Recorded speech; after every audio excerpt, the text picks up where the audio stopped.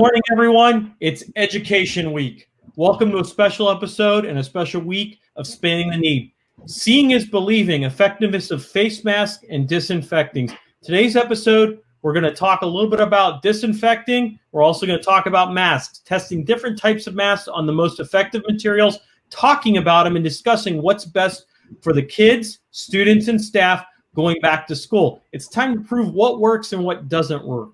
Now, today I have two special guests that are going to be able to help me. I have Mr. Ralph, science guy from OWOW Children's Center for Technology and Science in downtown Youngstown. And I have Tim Stranick, a health and safety specialist at Youngstown State University. Gentlemen, thank you for joining me. Oh, thanks for having us, Tim. Thanks for having us. Hey, yep, thanks. Yep, it was great. And so there's a lot to talk about, and thank you for joining me today. Kind of a different time that we're looking at this year, just because of where we are in today's society and when we're going back to school. So we want to talk about safety, about our students, our staff, and how we affect everything. But before we do that, let's talk about what you guys do and kind of give us a rough of what you do and how you got there. I'll start with Mr. Ralph. So, Anthony, again, thanks for having us on. And we at OWOW strive to provide science in every manner possible to all our families in the Valley. If anybody's been into the museum, we have over about 60 exhibits to provide STEM-based activities to all of those students, families, schools, and the community. My job there as Director of Education is to make sure that the facilitation and everything that goes as planned, right? And then to provide that sort of little wow-tastic experience to all of the students, whether it's in-house and utilizing the exhibits in the museum, or it's out of house and taking sort of that museum experience out to the school or to your event or wherever it may be. So I know Tim and I have worked together on many different occasions, and the partnership with YSU helps my job and helps make what I do very simple. So it's nice to be around people that are way more educated than I am. Because then I can provide a little bit of an extra wow-tastic experience. I just want to say thanks again, Tony, for having us. My name is Tim Stranick. I am the Associate Director now of Health and Safety at YSU. Obviously, before March, my job obviously was a little different. So one thing that we've learned over the last few months is we have to adapt. So my job has shifted into providing disinfectant, other supplies for coronavirus safety over the last few months. So we've been busy with that. So we're busy here at YSU getting offices ready to return, classrooms ready. We're distributing hand sanitizer, which we'll talk about today, disinfectant. We're distributing face coverings. But I've been at YSU for about 12 years. My background is I have a degree in bachelor's in chemistry and chemical engineering. I am also a certified industrial hygienist. So what I do now for a living is safety. So safety obviously has changed. Everything has changed in the last 6 months, especially safety. We'll talk about today different things like these face coverings, masks. But other things I've done, I work with Mr. Ralph from OWOW probably for the last 10 years or so. We've done Silly Science Sunday. Again, kind of sad we're not going to be able to do that this year, but we'll be back next year. Virtual. We're going to do it virtual this year. Absolutely. So you're going to see a lot of digital stuff happening, and I think that's the path we're heading down, right? Right. Yes. It's like what we're doing now. But Mr. Ralph and I we've gotten together for many years doing camps. We did a virtual camp dealing with some of the stuff we're going to talk about today with the kids this past week or two ago. Again, thanks for having me. I appreciate it. And as you know, the camera will change a little bit. That they are 6 feet. Actually, I think they're 8 feet away. Yeah, they're 8 feet away from cameras. So let's talk a little bit about what's going on we know that there are very few supplies for cleaning, sanitation, and disinfecting. So how have you been able at Youngstown State to manage that, Tim, because of the short supply of, you're looking at wipes, you're looking at a variety of different other disinfecting as well as hand sanitizer. So just give me a brief thing on what you guys are doing at Youngstown State University as a college to help prepare for students, staff, and faculty to come in. Sure. So we've come back in phases. So we've gotten our offices back together. It was hard to get a lot of supplies at the beginning. So basically the priority is to get hand sanitizer and disinfecting solutions out to departments along with paper towels. Wipes were very difficult to find. They've been easier to find in the last month or so. We make sure departments have face coverings. Faculty and staff are required to have their own, but we supply these for visitors or students who don't have them, so we're required to wear that. What kind of mask was that? What kind of mask was that? Disposable face mask. It's not a medical mask. It's just, I don't know if you can see it very well, but it's just a disposable face mask. So these are things we're supplying to the departments just to make sure there's no excuse on campus. Everyone is required to have a face covering. If they have a medical reason not to, they can have a face shield, and you can see that very well. But we've been working with our procurement department to sources from various suppliers.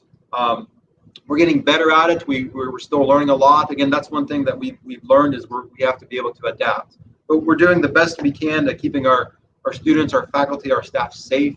We're focusing on getting classrooms ready for this week. So we have about 400 classrooms that are going to be active. Hand sanitizer, 1 gallon bottles. Depending upon the size of the classroom, we might have more. We're going to have surface disinfectant in every classroom, and along with that, paper towels. And then there's signage everywhere saying keep your distance. There's going to be hand washing stations. I mean, it's just incredible the way that the university has responded to this crisis. Well, and that's a great point, and we know that you guys are doing a lot. I mean, it's unknown, changing day by day. So if one thing happens now, something may change in 3 weeks, or as I've worked with you before, Tim, something can change in less than a week. Sure. So, and that's one thing I think that this has taught us. We have to be able to adapt quickly. Again, like I said, most of my job was not really focused on this before, but now I would say at least 50% of my position here has been devoted to the response to the COVID-19 crisis. Not much what you can do in a short period of time when we just get kind of all thrown into this. So let's talk face masks, face coverings, face shields. There are probably approximately 8 different terms to talk about. So we are going to be talking about the different types, how they work, and some face covering demos. So people understand what are the best masks to use in what situations. Sure. So I'll leave that up to you and Mr. Ralph. Just go ahead and start it up. Okay, so let me lead this one off, Tony. Just making a small note here. It's great that you had us on. Right after we just finished up a literal manufacturing camp with the YWCA and all of the young ladies locally here, specifically on a theme of biomedical engineering. And Tim was able to help these young ladies. Number one, get interested in the biomedical engineering field, whether in whatever capacity it may be. And then we were able to hand in hand help them understand the differences between, what a face mask without a filter can do, what a face mask with a filter can do, just maybe putting your shirt up. We literally allowed them to use critical thinking skills with an amount of materials that were very, very minimal. So we have so much donated and upcycled and recycled material. And thank you to, everybody that's ever done that for us. We had all of this material at the museum. So my job was to provide those students with a little bit of, some material that they could then generate a filter and a mask and then test it out. So to start off, I mean, literally the most basic mask that you can get is something either in the way of a bandana. We've seen people wear bandanas. My grandfather used them as a hanky, right? You used to keep them in your back pocket. So moving up a little bit of a notch where you literally cut a piece of a t-shirt, right? And you can cut a piece of a t-shirt up and literally put this over your face. Now this can become a mask. Now, obviously, if you've got a beard like myself, the beard probably helps you immensely. But this piece of t-shirt that I've cut can literally be a face mask. Now, can it be a shield? That's the test, right? And one of the tests that we test or we do to perform whether or not a mask is appropriate or can do what it's intended to do is a simple match test. So if we lit a match right in front of my face, so Tim's gonna, or I can light the match here. Yep. If I light the match and I am able to blow out the match, then obviously the face mask probably isn't doing its job, because if I sneeze or if I cough, then all of those droplets that are coming from my body, whether I'm infected or not, are going to infect somebody else. So let's give it a try, right? Simple piece of t-shirt cut with some holes in it. Let's see if this works. Oh, now see, probably not the best face mask to use. Tony, go ahead. Say what you're going to say. And I think that's a great point. And what I think people and our viewers need to understand is the mask needs to cover your entire face, including the bottom part of your beard. Absolutely. Absolutely. So that's just a simple t-shirt. Now, obviously, one of the things that's being addressed now is people want something that's comfortable. They want something that's fashionable. They want something that maybe is very, very conventional for them to not have to worry too much about. Well, and can breathe. And you can breathe. That's a huge part of it, right? So I'm going to upgrade to a little bit more of a mask. This is a material mask. It has a bungee cord on it. I purposely purchased this mask because one of the issues that the girls at the camp were dealing with was when you talk, your mask has a tendency to fall. And I'll tell you what, when I would have a discussion with somebody, when I was talking with them and their mask started to fall down, I started stepping back. I stepped away and I thought, I need a mask to make sure that I don't make somebody else feel uncomfortable if my mask starts to fall. And then there's the whole issue of if I'm touching things and then I'm touching my mask and then I'm pulling my mask up and then I'm touching something else. You're involving so many different consequences with your hands. So you want something that's not going to fall. So this mask literally does the same thing. It wraps over my ears. It's covering most of my beard. And then the bungee, I literally can cinch to my neck. Now, when I'm talking, my mask doesn't fall. I don't have to touch my mask. I don't have to touch my face. Now, we're going to do the match test again, right? Does the mask or the face covering do its job? So I'm going to do the test again. I'm going to blow through the mask and see if I can blow out the match.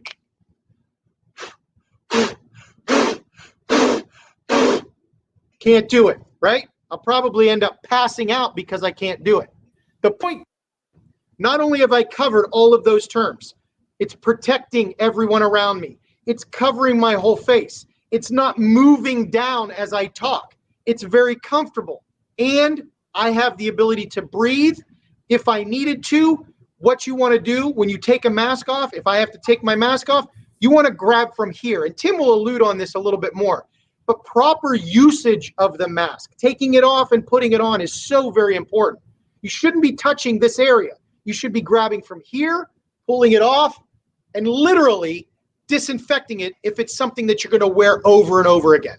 Those are so many important things that need to be remembered. You can buy the greatest mask that protects you, but if you don't use it appropriately, it's not going to serve its purpose. What kind, just for our viewers to go over that, what kind of mask is this? And what material is it? So it's cotton material. It has the ability to put a filter in it if I wanted to, just little pouches here. It's a bungee cord with a little bead at the very end that cinches that bungee cord that I'm able to pull up to my chin, and it literally hitches from here. A lot of masks will hitch around your ear and they'll pull on your face. So many different things. And again, these are just two. That little t-shirt that you can make, pretty appropriate if you're going to be away from somebody and you want something real quick. But again, not going to be effective if you cough or you sneeze. Now we move up a little bit and you can move into the bandana or into a cotton material type of mask with bungee cord or a string or a strap with a little bit of a cinching that can get you your mask close to your face or to your beard. Now, Tim is going to talk about more industrial type masks that are provided to industrial workers or right. And let me say this. Can we do a quick test with the bandana? Because sure. We see a lot of people around just walking anywhere with a bandana that goes across their face and it comes down here and they keep it at the bottom of their neck. And we know from bandanas that they're very thin. Right. And if we could do a quick test with the bandana to show people, And I think that's what we really want to do is fold it the way you like a normal person would fold a bandana, so we can test this and to really show what a bandana. Because they're like, oh, bandana works. No, it doesn't. Right. It's very thin. And can we see through this bandana? Because that's what I hear. You could see through bandanas. So that's exactly what you just said, Tony. I watched the national news. I forget what channel the other day, but there was they were citing a study done at a university out west, and they said the masks do work. And I'll talk about different kind of face coverings masks today. But the rule of thumb is if you can see through it, it's probably not a good choice to use as a face covering. But you asked, so we're just going to take the bandana we have here. And I think another important thing to note here is I'm not a doctor. I'm not a know everything type of person. I think Tim would agree. We do our jobs to the best that we can do them. I think ultimately, Anthony, when we're talking about the masks, it's kind of like talking about a seatbelt. You know, the seatbelt serves a purpose, right? You put it on your car to reduce the risk. Oh, so the bandana didn't work the way that it was intended. That pretty much was the same exact thing as we did about two masks ago. Right. They're right. not good to wear. Right. I mean, that's just not good. It serves a small purpose. It may cover your face, but does it do what it's intended to do? And I think going back to the seatbelt thing, seatbelts may feel uncomfortable. Some people wear them under their arm. Some people wear them over their arm. But the purpose is it reduces your risk of, if you're in an accident, maybe death, maybe serious injury.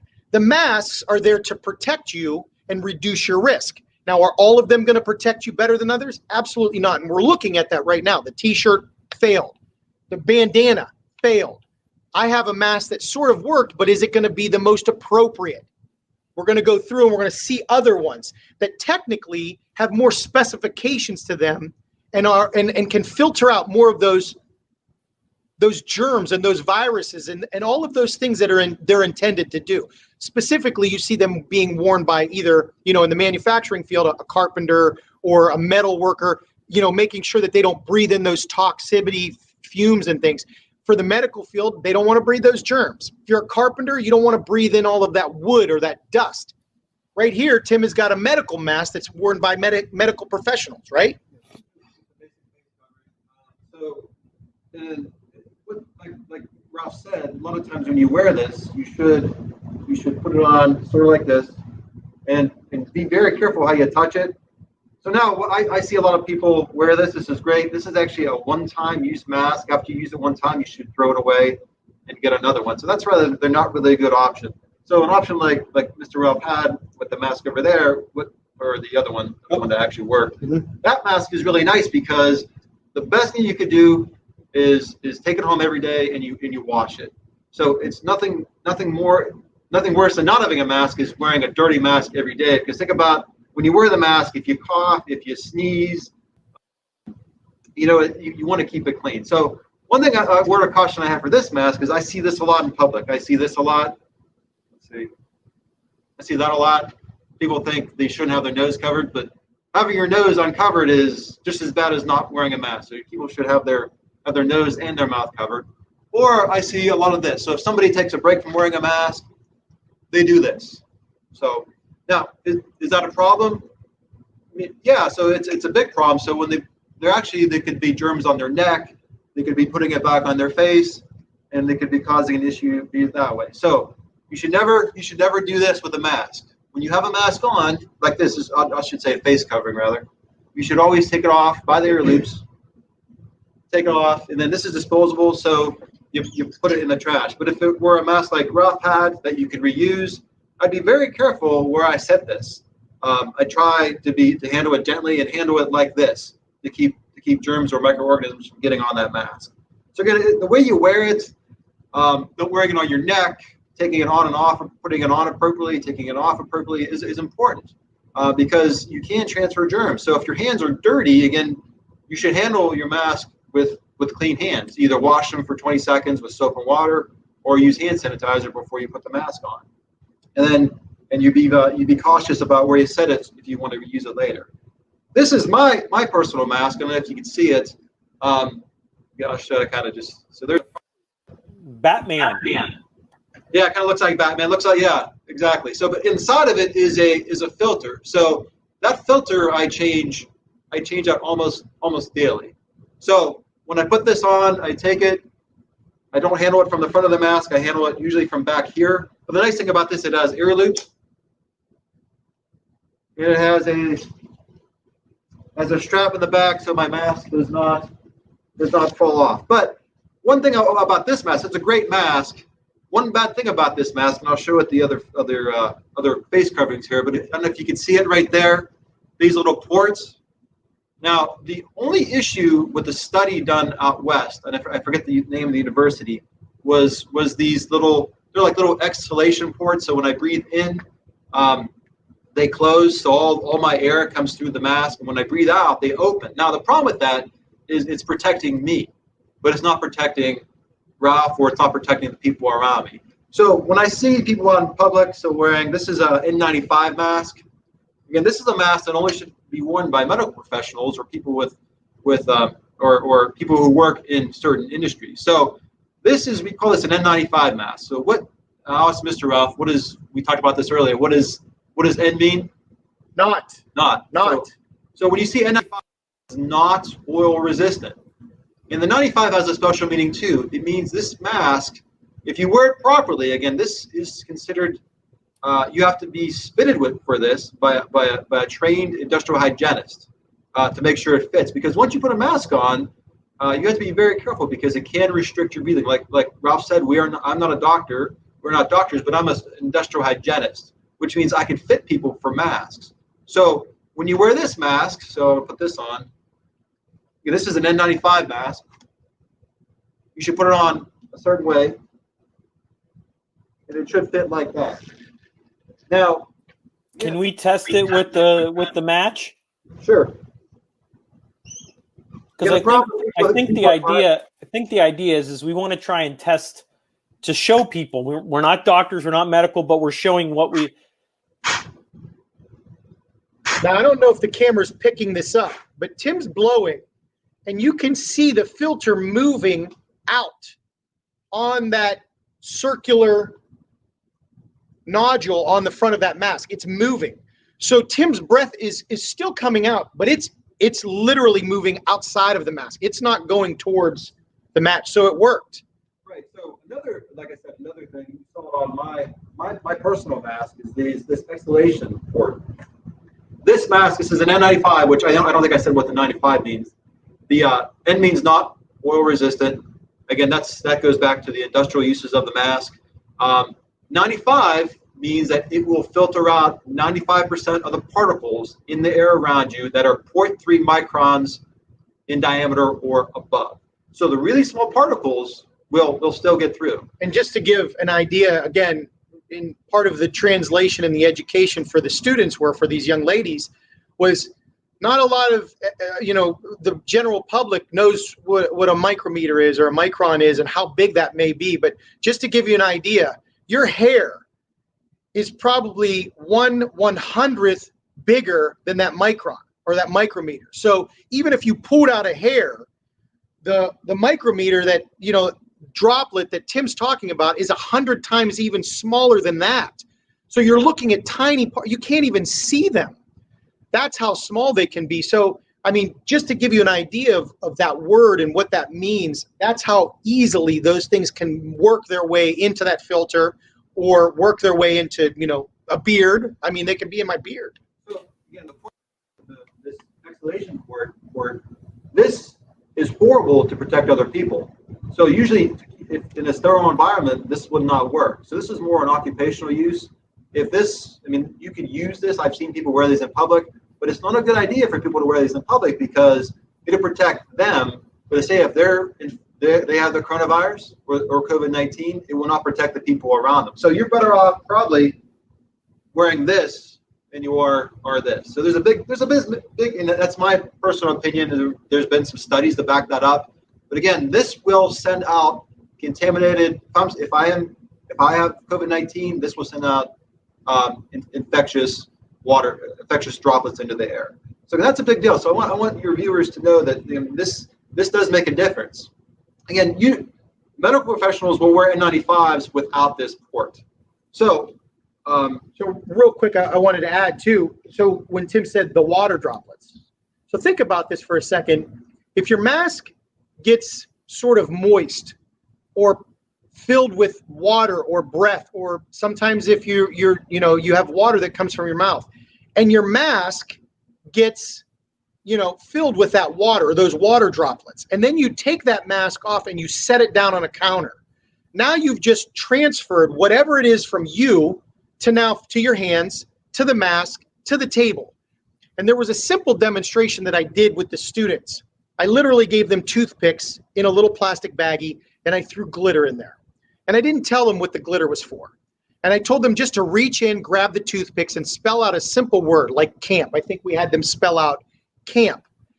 And all the whilst they were doing this, they were asking, Mr. Tim, Mr. Ralph, why is there glitter all over the place? And I said to them, I failed to tell you that when I packaged these, I had a cold, I had germs. And the glitter was the representation of the germs that I had. So now that they've reached in and grabbed those toothpicks with the glitter on them, now glitter's everywhere. And in the process of me telling them to spell that word out, I had them go grab a piece of paper, or I had them go grab a glass of water. And now they've taken the glitter was everywhere. It was on the door handle. It was on the carpeting. It was on the glass of water. It was over on the door handle from their room. It was easily for them to understand how quickly that glitter was a representation of germs were transferred. How quickly and easily. Now there's glitter everywhere, which were the germs. Germs will get everywhere. They can go and move themselves very quickly from person to person, from countertop to, it's so incredibly frustrating sometimes to understand, if we're not using everything appropriately, how easily it will still be to transfer. So even not cleaning your mask, coughing, and going, okay, well, I protected myself, and you set your mask down, now you have to disinfect that area because all of those germs are still going to get spread no matter what. You have to get a new mask, right? You absolutely have to get a new mask. Well, I mean, we talk about the different types of masks and what is good for when you go to the grocery store, when you're out in public, social distancing, and stuff like that. I see a lot of this, Tony. A couple of times at the grocery store, just this. Now, this right here, absolutely the most inappropriate thing to do, right? Because we just tested a piece of T-shirt out. It didn't work. Well, and that's like the normal fabric that I have. It fits right over everything, and I can go like this, but I can't feel when I exhale, I can't feel the breath of mine, which shows that I'm protecting myself and I'm protecting the person that's near me, even within 6 or 8 feet. And I think that this is fabric. This is complete cotton polyester mask. Do we have any types of those masks? We do. We actually have one right here. Let's show people that one. Okay, so specifically what you were just saying, the cotton, the polyester. Now, this is the mask that we have at the museum. Now, unfortunately, OWOW's closed physically to the public until May of 21, and we did that with thought. The board and staff decided that early on, before 19 even blew up, we were decided upon, listen, we're going to make sure we focus on May of 21 and making everything that OWOW does and provides to the community that more effective. Whatever we didn't do prior to 19, we're going to get better at. Whatever we were doing that was working, we're going to even get better at. We're going to make it more wildtastic. So this is provided to all of the staff that's still at OWOW right now because we're producing stem sacks. We provide these at the desks. We take our temperatures every day, but just like you said, cotton, polyester. I can put this on, very easy to do. I pull it down a little bit, but I will say a little less comfortable than the mask that I do have. And I can tell when I'm talking, this moves up on my face. It's moving near my eyes. So I constantly have to do this. I'm going to have to pull it down a little bit, right? But the match test, I think you'll see we're going to protect ourselves.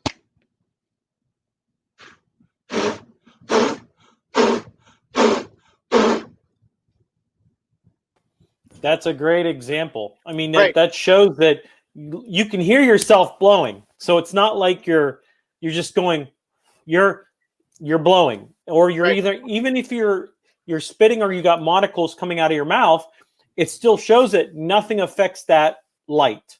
Right. Or that and match. I will say, though, again, there's certain things that they want it to feel comfortable. I will say this does not feel as comfortable, even with that material, that t-shirt material does not feel comfortable. And it was moving up on my face. So that could have been partially because of my beard, could have been partially because of the straps being a little bit more tight. But again, we're doing the best that we can with what we've got. And that was one of the issues that was addressed with the students, was use your critical thinking skills and try to factor in everything that you think about a mask and what it does do and what it doesn't do. And let's really focus on what it doesn't do. Does it not feel comfortable? Does it not provide, we haven't even touched upon the universality. If I don't speak, or if I'm hearing impaired, if I'm wearing this mask, nobody can see my mouth, right? I have to pull my mask down so you can see my mouth, or I have to hand signal to somebody, or we're in a little bit of a pickle, especially with not having a universality about the mask, right? So this needs to be transparent almost. And where do we go with that? How do we make our mask transparent and still effective in providing safety for us and the people around us? Yeah, that brings a lot of what we're going through in all these different masks, and just how they work and what doesn't work, so people can understand what's going on. And I think here's a great fact. And I saw a survey by restaurant owners. Okay, it just came out. They polled that 75% of the restaurants are open. Okay, 47% are operating at 50% capacity. Here's the kicker. Over half of those feel that they will close within 9 months during this pandemic. That's a huge number. And if the people are not wearing the masks, taking this seriously, I understand. Some people have breathing problems. Some people think that it's a constitutional right, which I disagree with. If you wear a shirt, you wear shoes, you don't wear them, no service. Remember the notion that no shirt, no service, no mask, no service. And I think there's a lot of science out there. There's been a lot of studies, legitimate scientific studies, to back up wearing a mask does prevent transmission of the virus, or any microorganism for that matter, and it does work. So if you're 6 feet away from somebody and you each have a mask on, the chances of you getting the coronavirus is almost zero. That's the least amount of risk that you can have. So I myself, I try to look at the science. I like watching Dr. Fauci a lot when he's on the news, because he is very scientific and he bases everything he says upon scientific fact. And the fact is that masks do work. There's scientific evidence to prove that they do work. Now, again, should people who have certain health problems like asthma or other issues be cautious? I would say yeah. So, but they do work in regards to preventing transmission of the virus. Face shields are nice. I've seen people wear face shields in public. Face shields are nice, but think about if you're wearing a face shield, you're protecting yourself, but your air that you're breathing out, or when you're talking or coughing, is still going to move around and get into the air where other people can breathe. So these are not as effective. What's effective is wearing these together, a combination. So you would see like a doctor or a nurse or somebody who works in a hospital wear a mask with a face shield. If you're in public, in my opinion, you don't really need to wear a face shield. But again, that's just another barrier for protection. How does the face mask, or I should say the face shield, affect yourself? Because you have that open underneath. So if I'm spreading germs, I'm spreading it on the plexiglass or the thing that's covering that. How does that affect it? Let's do a little sample with that to show people what it is, because a lot of people think that wearing a face mask, or face shield, is good than wearing nothing, which is true. But you still got to wear something to cover your face. Right. So, if you're wearing a face shield, I think if there's particles that are contain the coronavirus in the air around you, you're still going to be breathing those in. So again, what this provides is just a barrier. So if I'm coughing or if I sneeze, instead of sneezing in the air around me, it's going to catch, the face shield will catch those water droplets. So again, what we're looking at are the droplets of moisture from your respiratory system is what's spreading the virus. So again, this has been proven not to be as effective as wearing a face covering. Some people say, is it better than wearing nothing? I think it provides you another area of protection. Like I said, I think wearing this together is probably your best bet. But again, you said you want us to do a demo with this. Yeah. So maybe what we could do, Tim, is I have the spray disinfectant, right? If I were to spray disinfectant spray at Tim's face right now, okay, two things would happen. One, he'd probably blink, right? Because this is utilized for cleansing of a table. But essentially what would happen is the liquid definitely wouldn't dry. There's nothing to sop up the liquid, right? So essentially it would trickle down his face mask. Now from that instance, he's got to do a couple of things. I got to clean off my face mask. So how do I clean my face mask off? Do I wipe it with my hand? Do I get a cloth out of my pocket? Now think about that in the reverse manner, where if the water droplets are coming out of his mouth and in fact, like dousing the inside of his mask. Now he has to do the same thing. He has to clean the inside of his mask, and whatever he doesn't clean may drip onto the ground or onto his clothes. I mean, you literally it's like the windshield on your car, right? You're going to clean the windshield, but there's still going to be residue of the water or the cleaning detergent from the windshield wiper fluid on that windshield. So like he said, the shield of that word, the shield part literally is what it's doing. It's shielding you, but it's definitely not filtering anything out, okay? And it's definitely, if you have a cloth mask, it's not absorbing any of that water droplets or those water droplet materials that are coming from the air, outside of the air, or from your person. So I think the best word that we could have used is the combination of the two, right? The football players used to wear helmets until guys started getting mashed in the face. Now the combination of wearing a helmet and a face mask helped those guys from, literally a broken jaw or something of the sort.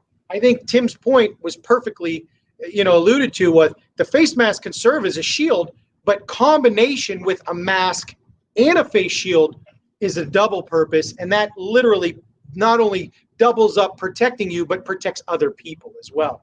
The thing you have to think about is the level of risk. So wearing a mask, if we're both wearing a mask, we're 6 feet apart, the risk of getting infected by the coronavirus is pretty much zero. If we both have face shields on, the risk goes up. So is this better than nothing? I would say absolutely. Yeah, I mean, it does work. So like I said, for some people who can't wear a mask, or some people who have anxiety or have medical issues, this is not a perfect substitute, but it's better than nothing. Right. Again, when you talk about safety, you talk about risk. Is zero risk possible? Usually not. So, and Ralph and I were talking about this before we went on this morning. Is it possible to not get exposed, or I mean, you could lock yourself in your house, never come out for a year. There's still a possibility you can get infected. I mean, but what we're doing is we're trying to mitigate that and decrease it. That's what wearing the mask is all about. That's what washing our hands, using hand sanitizer, that's what it's all about. Right. And I think initially, before we stopped on, I think one of the big things that we sort of started to allude to was the amount of information that's being pumped out there, right? We have technology at our fingertips that can give us information just like that. We literally haven't even gotten to 3 other masks that Tim has and can show us. We've already gone through 6 different masks, 6 different types of masks for everybody across the board to say, well, I need something that's comfortable. Okay, you can tear a piece of t-shirt off. This is comfortable. Well, I have a breathing issue and I need something that's going to be away from my mouth. Well, there's the face shield. We covered that too, right? So we're literally giving you the most amount of information that you can get to help protect you, help protect others, to give you the comfort, to give you the sanity to know that, like, there are things that we can do, and Tim said it, to reduce the risk, right? We wear seatbelts to reduce our risk from injury or death. Does it protect us 99, 100, 150? No, absolutely not. There's still that small percentage, but it just reduces the risk. And I think, especially for wow and what we deal with in the dynamic of the population that we deal with in children, I think ultimately everything that I do consciously revolves around, is this good for my kids? Is this good for the kids that we service? What would the kids do? A lot of children don't have the information. It comes from us, the grown-ups, the adults. So we have to provide ourselves and our children with the most information that we can, and then filter out what we think is best for our own, right? The golden rule teaches us to treat others the way you want to be treated. The platinum rule says treat others better than you would treat yourself. And I want to give every child and every family and every person in this valley the opportunity to give them the most information that they have to provide themselves with that knowledge and that, that confidence of, okay, I've got all this. Now I'm just going to take what I need and I'm going to use it for myself. I'm going to make sure that I'm okay with it, with myself and my family. And I think that's where it alludes to is what's good for you? What's good for you and your family? And what do you feel is good for everybody else? I mean, trying to take the selfishness out of, society is extremely hard. I mean, I've selfishly done things for me and my family. I mean, and it's very hard, especially when you start to get grown and you start to look at things in a different manner. But this right here, what we're speaking of, wearing a mask, takes some selfishness away from ourselves and allows us to make other people feel comfortable. I want to feel comfortable. I go back to talking about when somebody's mask starts to fall and they're talking to me, I take a couple of steps back, not because I don't respect you. It's just, I want to make sure that if something happens that I don't bring it back to my kids or my family. And that's where it's the safety issue. Yes. And you try to control what you can control, and what you cannot control, you have to adapt. Yep. And I think the masks that we're going through right now have shown what you can use, what you can't use. And I know some people have made some comments and some questions already, which we'll get to here in a couple minutes. Are there any other types of masks we should be looking at in general? So again, this is called, we talked about the N95. And the numbers are important, like we talked about, but this is an N100. So the difference between this mask and this mask is that this will filter out, not 100%, it will filter out 99.97% of particles that are 0.3 microns in diameter or above. So this is a much better mask than this mask. And this is something the general public should not be wearing. This is more or less a medical professional. So N means, again, it's not resistant to oil. And then here I have a half face piece respirator. You can see the cartridges are pink, which means this is a P100. This is a P100 mask, which means it can filter out 99.97% of the particles. But this is also, P means it's slightly oil protective against oil. But this is a half face piece respirator. So this is something you see a medical professional wearing. The general public should not be wearing something like this. This is for a doctor or a nurse, or this is for an industrial type environment. And Tim, yeah. don't other professions wear that? I think when I did some research, like a painter spraying paint. Sure. Tell us a little bit about what other people use that mask, so people get understanding of what an individual goes through when wearing that. Sure. So a welder, somebody working like a painter, anybody in an industrial application can wear the mask. Now, and I'll tell you, wearing a mask is not as easy as saying, oh, I'm going to pick this mask up and I'm going to wear it. So again, we see the news all the time. We think, oh, you can just pick up a mask and wear it. That is untrue. Even a mask like this needs to be what we call fit tested. Now that has to be done by a professional, industrial hygienist. And you have to be evaluated by a doctor to be sure you could wear a mask. So people wearing these should be very cautious because it can restrict your breathing slightly.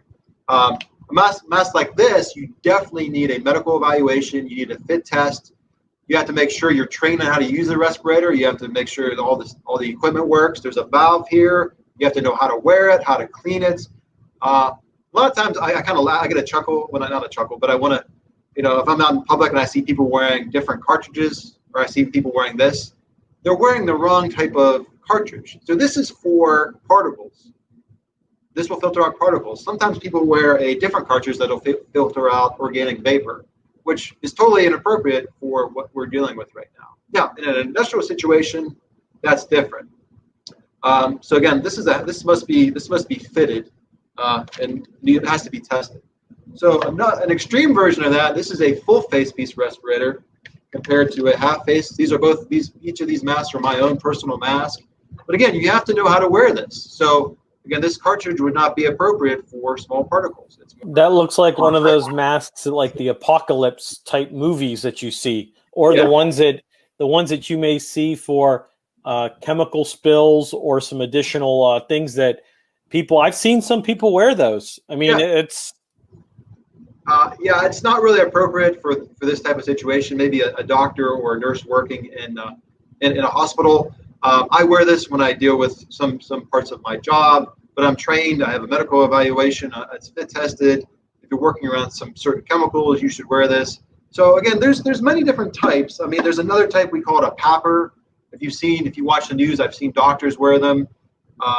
It's a mask. It's basically a covering that I don't have an example here, but a doctor puts over, and it basically, you wear a cartridge on your belt, and it takes in air, runs it through a filter, and it runs clean air through positive pressure into your mask. So again, that's easier for a doctor because they're wearing it for long periods of time. Another version of respiratory protection is what firemen wear. We call it a scuba gear. It's a self-contained breathing apparatus. They bring in their own oxygen supply. But there's a variety of masks out there. So again, my goal is like at the university is we're trying to educate people about different face coverings, about disinfectants. Again, the thing like Ralph said is about education and being a good consumer of the information, because he even said there's so much information out there. We don't know what's right. We don't know what's wrong. Again, I have issues when I see people wearing masks in public and they're not really wearing them correctly. They're wearing them on their neck, and I don't want to go up and tell people in public you're not wearing your mask correctly, but sometimes I feel like I want to. But again, our goal today is just people understand there's different types. Again, you should always be cautious. Like I said, we're not doctors, but you should always be cautious about wearing a face covering. But again, right now, based upon all the scientific evidence, it's probably the best thing we could do to protect each other in our community. Well, and I think the nice thing about it is we can educate when this video goes out, the people that are watching to say, hey, this is what works. And I think one thing that maybe we'll add to this is we'll give them a list of 1 to 5 or 6 of the masks that we went through on the ones that we suggest to the ones that didn't work. So then we can really mount and really show, hey, this is what works. This is what doesn't. Yeah. And I think, ultimately going back to just a combination of things. So one of the things that we were able to do during the STEM camp with the young ladies from the YWCA was we gave them the opportunity. And again, WOW always preaches about utilizing things that you would find in your own home. So I have this travel spray container, okay? And it holds an amount of disinfectant that we were able to produce from things that we would commonly find in our own home. So these are things that you can find in your home. And literally, this is something everybody should or has had in their house at one time, is hydrogen peroxide. So what we did to give the ladies the ability to produce their own disinfectant, okay, we went out and got what most people would use as hair coloring, hydrogen peroxide, 6%. Now, you couldn't use 6% on your hands or your clothes or your body or your person or your face. I know people have used it in their hair, but what happens is it dyes their hair. So if it dyes your hair color, just think what it could happen if you left it on your skin. So we would have to dilute that. We need water to dilute things. So this 6% hydrogen peroxide that you can find at a beauty salon, you can find it at Walmart, was diluted, okay, so that we could use it as a disinfectant on our countertops. And I carry this around with me, okay, in my pocket, so that when I'm touching something, I'm disinfecting it. Or when I'm grabbing something, I'm disinfecting it after I'm touching. My keys. Your keys are one of the dirtiest things in your hand because you're grabbing them all the time. But my point is, using disinfectant and having it around with you. If you have sanitizer, right? We can make sanitizer. I think Tim is such a vital part important part of what YSU is doing now. His staff and everybody that's surrounding him in this area that we're in is providing such an immense amount of productivity and product to YSU because they're the only one providing the sanitization, the disinfectant, and the sanitizer to these staff and these students. If this department wasn't here, I don't know what would happen. I mean, we would have to fend for ourselves and buy our own sanitizer, but his staff and this department here is providing it for the whole campus. It's absolutely amazing. So these students here are going to protect themselves many different ways. They're going to wear the mask. They're going to have the disinfectant with them, right? They're going to take care of themselves. So I think there are things that you can do at home as well. If you don't have the ability to go out and buy the sanitizer, these are things that you can make. And we could provide, Tony, your viewers with the link to diluting the 6% solution or the 9% solution. Now, once you get higher in percent, you really have to be careful as to making sure that you're diluting the hydrogen peroxide at an appropriate amount of, because you could hurt yourself. It's dangerous. But 6% or even the 3% that you would find that you can brush your teeth with, right? Now, are you diluting that? What are you diluting that with, like water? Just water. Ideally, it would be like a distilled, purified type water. Yes. So if you were to buy distilled water, right, the best that you can use. But you could dilute this with just regular tap water. But like Tim says, the most ideal and under circumstance would be to get a distilled water.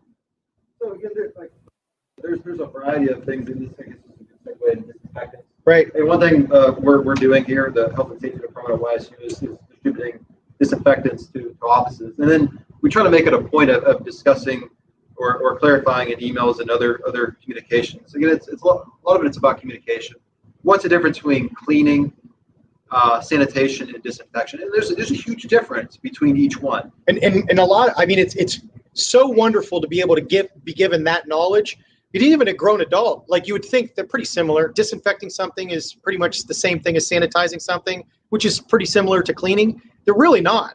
They're really, really different. And it is amazing to me, and Tim, this is where the knowledge goes beyond, right?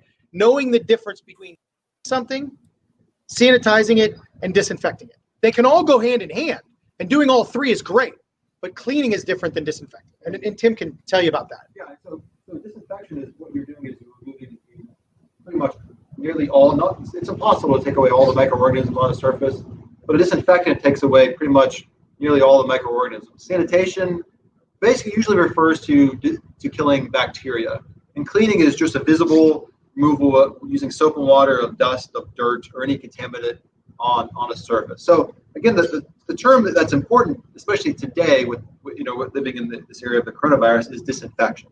So there's a variety of cleaners out there. On the CDC website, they're usually EPA approved. Variety of EPA approved cleaners. Usually those cleaners contain a mixture of different cleaners. One cleaner is isopropyl alcohol. Again, the concentration matters. Usually it's 70%. And like I said, communication is key. So different disinfectants should need to remain on the surface for different times, and they have to stay on a clean surface. So if there's any dust or dirt, that's going to ruin our disinfection capabilities.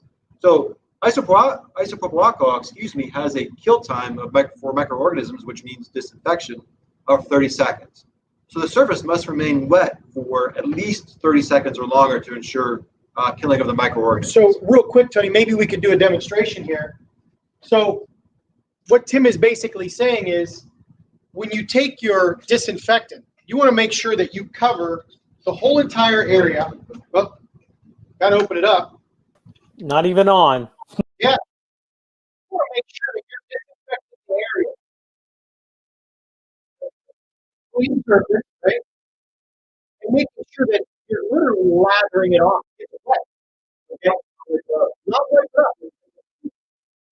Let it sit. I mean, this is where patience comes in, right? Sing a little song to yourself, baby shark song, or whatever you want to sing. But this is the most important part of it. Going back to what we're talking about.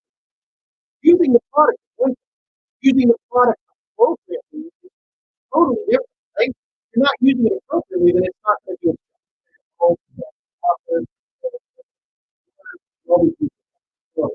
kind of the right direction. So that was a block off. Hydrogen peroxide. So the directions are different. They're not really on a team surface.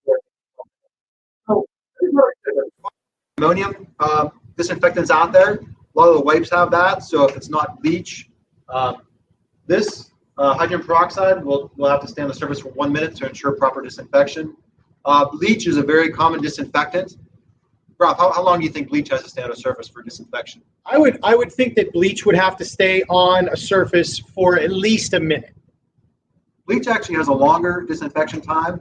It's between 5 and 10 minutes, so I would lean more to 10 minutes. So if people spray bleach on a surface, it has to stay on there, I would say, for at least 10 minutes to ensure proper disinfection. So every product is different. Again, like I said, there's so many products out there. I looked at the CDC website with EPA-approved disinfectants. There's thousands on there. Every company has their own name. This picture of different products. Usually you're looking at hydrogen peroxide, a quaternary ammonium solution, isopropyl alcohol, or a Clorox, which is usually sodium hypochlorite.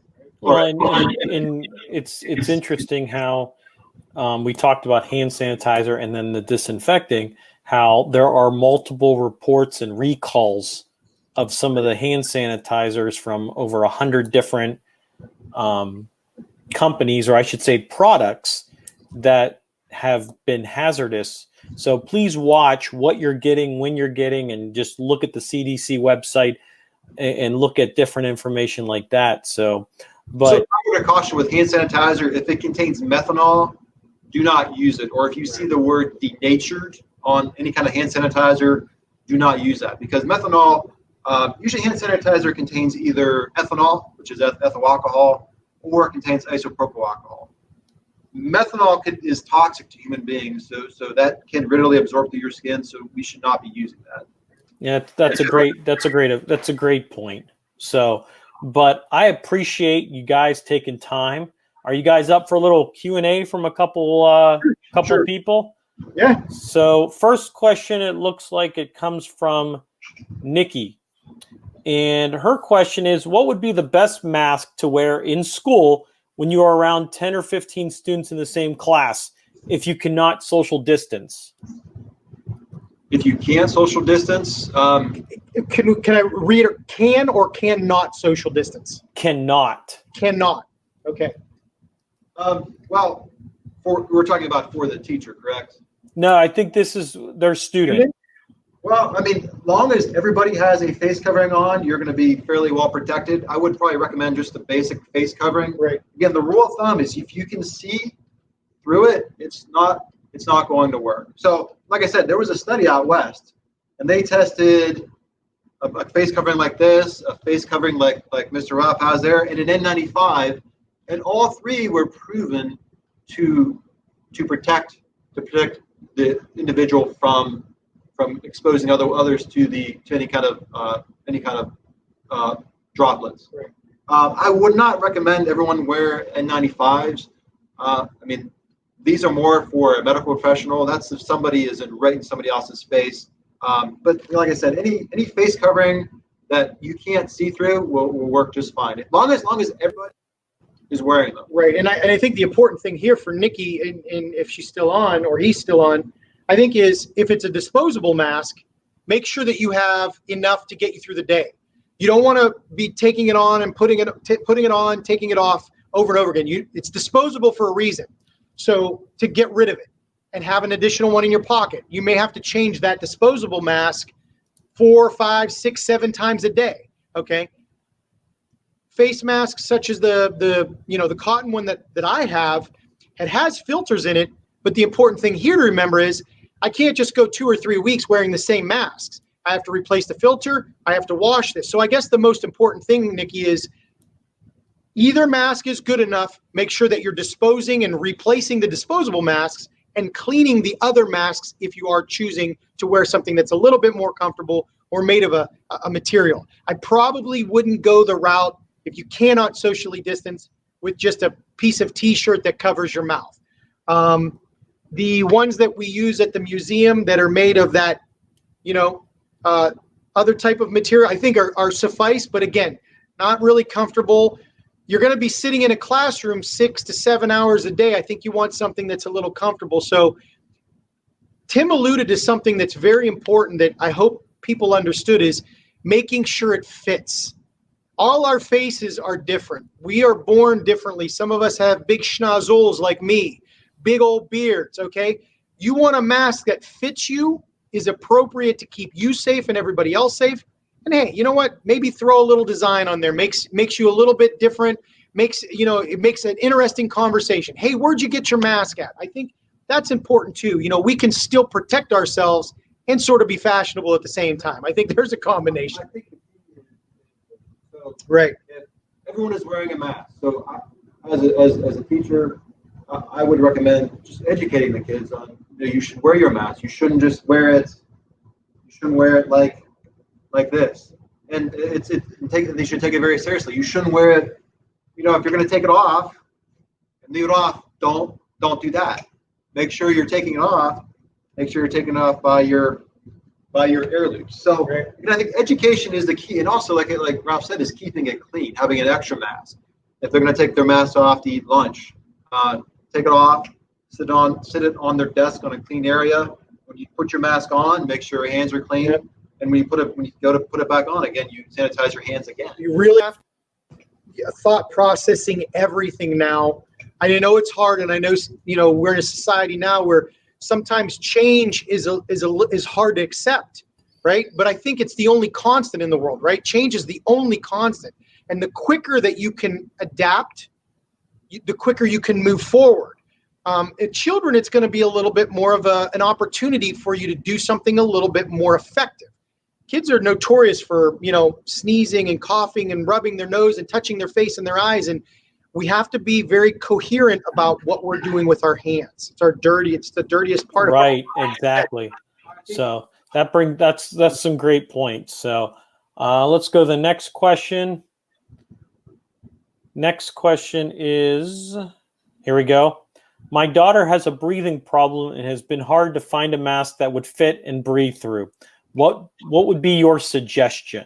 That's a great question. It's an absolutely great question. Yes. Like we said earlier, we're not medical professionals. So what I would do is consult with your doctor. I know for people who wear glasses, it's not a breathing issue. But sometimes if you get a mask like this, you can see the one I showed you earlier. This is not an N95, but it has the ports. This makes it a little bit easier to breathe, which is good. It protects you. However, it's not offering protection to people around you. So again, that's a difficult question to answer. I would probably talk to a doctor for that one. Right, and I think ultimately it's finding, Paul, something that fits. I know the mask that I have here, one of the things that was an issue with the students that I was talking with, one of the things that they had an issue with was the mask touching their lips. So I'm assuming that if there's a breathing issue as well, you would need the mask to not only protect your face, but be away from your nose and your mouth so that you could breathe appropriately. So I will say that this mask that I have gives me the ability to talk and have a little bit of an easier time breathing. But again, I allude to Tim, and I think it's something that you probably want to look a little bit more thoroughly into, making sure that mask fits, and is away from the nose and the mouth. But I think ultimately I would allude to more of a doctor on this one. Face shield like this would possibly be a good option. Like I said earlier, however, it's not going to provide it's not going to provide the type of protection a face covering. Right. And I think your daughter has to be very transparent in the fact that, like, trying on several different types of masks and being very honest, like, this one works and I feel good when I'm wearing it, but I don't like it. This one makes me have a harder time breathing. I think this is where we go back to the educating, and the students can sometimes be the educator. I don't like this mask because I'm having a hard time breathing. Maybe it's not just her. Maybe she can be an advocate for everybody in the instance that specific masks just aren't working well. So her voice can be heard through the community. If maybe she can decide, and this is where I'm going to come in as the educator, and a part of is maybe we can help design a mask that helps you breathe a little bit better. I'd love to sit in a room with a bunch of students digitally and talk about what masks may work a little bit more better for a student. and maybe we could design a mask, and maybe we could patent this thing, and it could be your idea. This might be a possibility. Like it's a little bit easier to breathe, but it's something that she could try. It's still a mask. It's still, I think right now they're still going to allow ports like this to be worn.